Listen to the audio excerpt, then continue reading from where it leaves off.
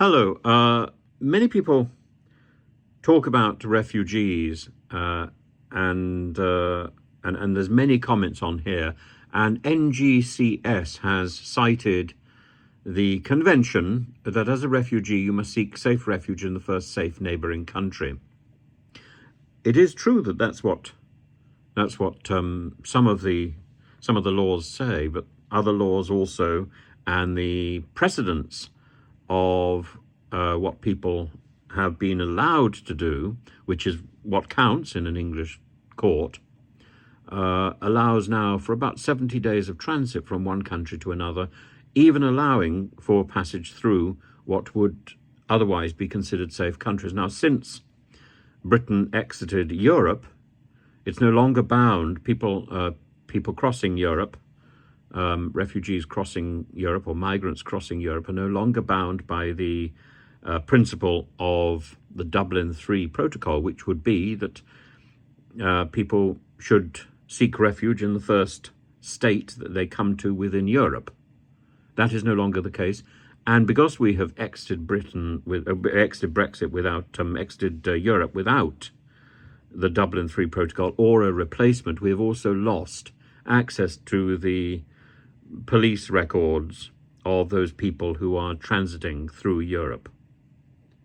Therefore, the idea that people must seek refuge in the first safe country that they come to no longer applies, partly because of the legal precedent about the 70 days, partly because we cannot simply return people to France because the Dublin III protocol no longer applies. So this much cited claim that people must find refuge in the first safe country that they come to is not as straightforward as it sounds. In addition, coming over illegally by boat as well, says NGCS, that also is a questionable statement, because the illegal crossing is irrelevant under the 1951 Refugee Convention. However somebody gets to a country, as long as they claim asylum when they get to the country, and the idea about claiming asylum as soon as possible in the first safe country is interpreted in law, as far as I understand, as being about the speed with which you claim asylum rather than the transit from one safe country through to another safe country. And there are many reasons why people might choose to claim asylum in the UK rather than in France or Germany. One of those reasons would be that people don't speak French or German, or they don't have friends or relatives in France and Germany. And part of that is about the extraordinary success of teaching English as a foreign language, which has become a huge business.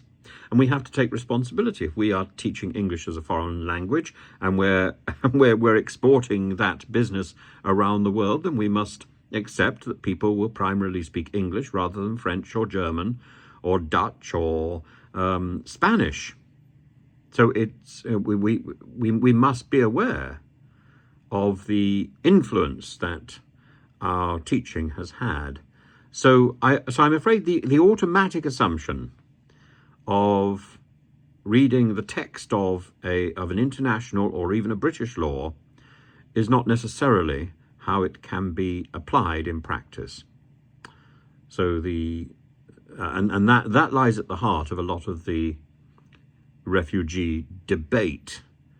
And even Suella Braverman on the 22nd of November last year, before about this time, so about a year ago, before the first of her two bills was made law, was asked in a committee room whether or not somebody who wanted to seek asylum in Britain from Africa could find a safe and legal route to get to Britain, and she had to admit that they couldn't, that they would have to take a small boat from France and then cross the Channel. But as soon as they crossed the Channel, she admitted, and then claimed asylum in Britain, they would then be considered. Within 2 days, of course, that route across the Channel would be declared illegal, and they would be declared under her new laws illegal simply for crossing the Channel.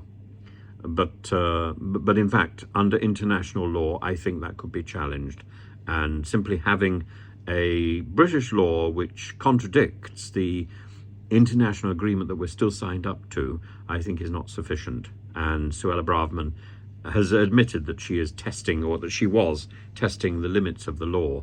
I think she will be testing the limits of quite a lot of legal patience, because it is an absurdity. You can't contradict international law unless you wish to change that international law, i.e. by a conference, or break away from the international agreement that you've signed up to.